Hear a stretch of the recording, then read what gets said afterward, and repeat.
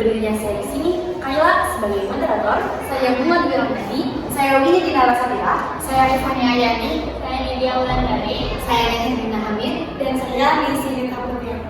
Kami di sini akan memaparkan hak kita untuk memilih pemimpin dalam ruang lingkup yang lebih kecil, yaitu suara demokrasi pemilihan ketua kelas. Teman-teman, untuk berdemokrasi kita bisa menggunakan berbagai media, ada konvensional, modern, dan juga gabungan antara keduanya yakni hybrid. Yang akan disampaikan oleh Bunga.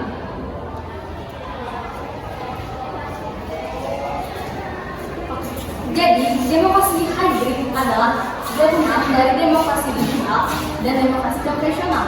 Penggunaan demokrasi hybrid ini bertujuan untuk memanfaatkan teknologi dari demokrasi digital untuk mengurangi kekurangan dari demokrasi konvensional, seperti membuat surat undangan digital, meminta surat melalui website, dan kampanye menggunakan poster.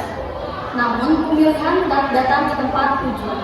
Maka dari itu, kami memilih demokrasi hybrid ini dengan alasan lebih efektif dalam pengambilan keputusan, walaupun menimbulkan kebingungan dan ketidakefisienan dalam proses permintaan.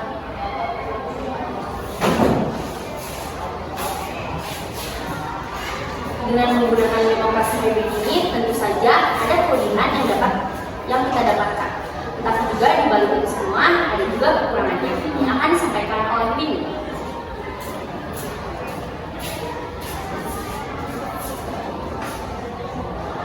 Baik, kita mulai dari kelebihan terlebih dahulu. Yang pertama ada lebih efektif dalam pengambilan keputusan. Maksud di sini adalah sistem ini untuk memfasilitasi keputusan agar lebih cepat dan lebih efektif. Yang kedua, ada sistem pemerintahan yang lebih kuat, di mana sistem ini lebih stabil, tangguh, efektif untuk menjalankan kekuasaannya dan kewajibannya. Yang ketiga, dapat menghemat biaya, berarti dapat mengurangi pengeluaran atau biaya yang diperlukan dalam sistem demokrasi. Lalu kita lanjut ke kekurangannya. Yang pertama, 1. Potensi cakupan kekuasaan di cabang eksekutif. Dalam konteks ini adalah tentang kekuasaan eksekutif untuk memusatkan dan memanfaatkan kekuasaannya secara tidak seimbang. 2. Menimbulkan kebingungan dan ketidakefisienan dalam pemerintahan. Ketidakefisienan dan pemerintahan yang muncul dalam pengambilan keputusan dan populasi aspirasi masyarakat. Hal tersebut dapat merugikan masyarakat dalam sistem demokrasi yang ada. 3. Peran dan tanggung jawab cabang pemerintahan yang tidak jelas.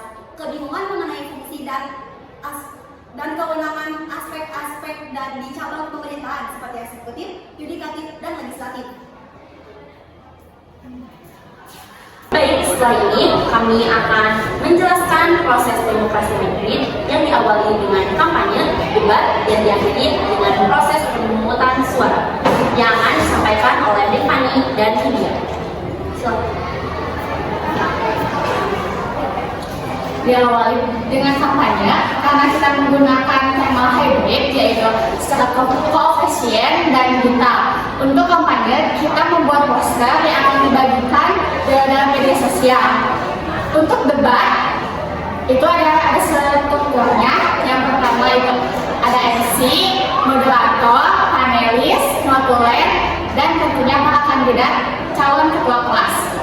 Untuk pelaksanaannya, yang pertama ada pembukaan dari MC, yang kedua para kandidat memperkenalkan diri disertai visi misinya. Yang ketiga, sambutan dari wali kelas. 4, para warga kelas memiliki kesempatan untuk bertanya kepada para kandidat. Yang kelima, sesi tanya jawab antar kandidat, seperti kandidat 1 bertanya kepada kandidat 2, kandidat 2 bertanya kepada kandidat 1. Kalaupun nanti ada sanggahan dari para kandidat, itu diperbolehkan. Dan yang terakhir, para kandidat berargumentasi alasan mengapa mereka layak untuk dipilih. Selanjutnya, proses pemungutan suara.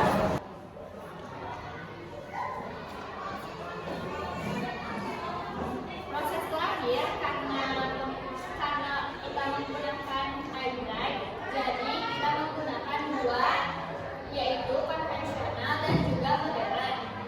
Konvensionalnya, kita datang ke tempat pemilihan suara. Yang pertama, pemilih datang ke tempat pencoblosan. Yang kedua, pemilih mengantri untuk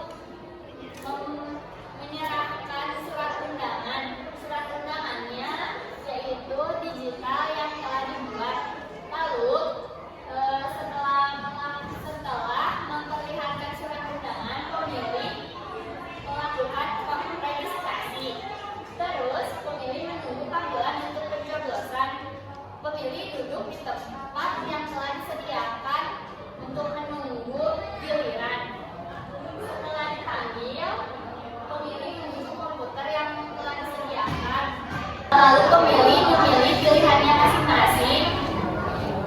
Setelah selesai memilih, pemilih menekan tombol submit dan juga meninggalkan komputer yang telah disubmit.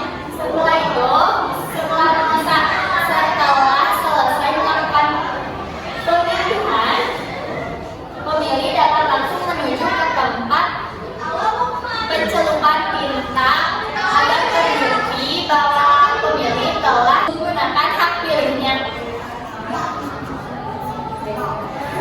Teman-teman, tentunya sebelum kita melakukan pemungutan suara perlu mendapatkan surat undangan kan? Nah, kami membuatnya secara modern yang akan dijelaskan oleh Elina.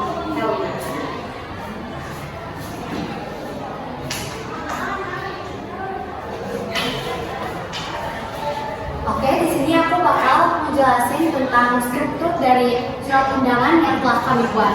Di bagian atas, yang pertama itu adalah kop surat, yang mana di kop surat ini terdiri dari nama instansi atau lembaga yang membuat surat tersebut, kemudian disertai logo di sebelah kanan, dan ditambahkan oleh alamat beserta nomor telepon dari lembaga tersebut.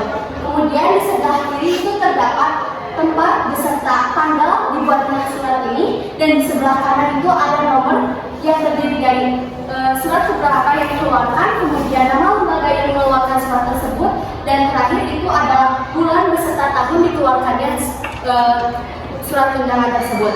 Dan dilanjut ada lampiran dan tentang perihal ini kita mengambil perihal undangan pemilihan ketua kelas 11. Dan di sini adalah tujuan suratnya itu kepada siapa? Karena ini untuk pemilihan ketua kelas, jadi surat ini ditujukan kepada wali kelas 11-3. Dilanjut itu dengan pembukaan yang ada tujuannya, yaitu pemilihan ketua kelas 11-3 2024-2025. Dilanjut dengan isi surat, yaitu ada hari beserta tanggal, waktu beserta tempat. Kemudian ditutup oleh sal penutup. Di sini juga ada dari panitia beserta tanda tangannya sebagai bukti. Terima kasih. Yang terakhir akan kami paparkan yaitu untuk denah tempat pemilihan umum agar teman-teman semua tidak kebingungan saat masuk ke area pemilihan umum yang akan dijelaskan oleh Messi. Untuk denah tempat pemilihan akan diadakan di 11-3. Pemilih dapat, seperti yang kita lihat, pemilih dapat masuk melalui pintu masuk yang berada di sebelah kanan, lalu melakukan registrasi di meja sebelah pintu. Setelah melakukan registrasi, pemilih dapat menunggu di kursi yang telah disediakan oleh panitia. Kemudian pemilih akan dipanggil untuk melakukan pemilihan. Setelah melakukan pemilihan, pemilih dapat menuju depan ruang kelas untuk mencelupkan jari ke tinta untuk menunjukkan bahwa pemilih telah menggunakan hak pilih. Setelah itu, pemilih dapat keluar menuju pintu keluar. Nah teman-teman, seperti itulah demokrasi hybrid yang ideal yang dapat kita terapkan di lingkup yang terkecil. Jika tidak kita yang berdemokrasi, siapa lagi? Bagaimanakah suara kita dapat tersampaikan untuk kelas, sekolah, tempat, atau bahkan negara kita ke depannya? Untuk itu, mari kita berdemokrasi agar mencapai pemerintah yang adil, terbuka, dan bijaksana untuk rakyatnya. Kami selaku perwakilan 11-3 mengucapkan terima kasih.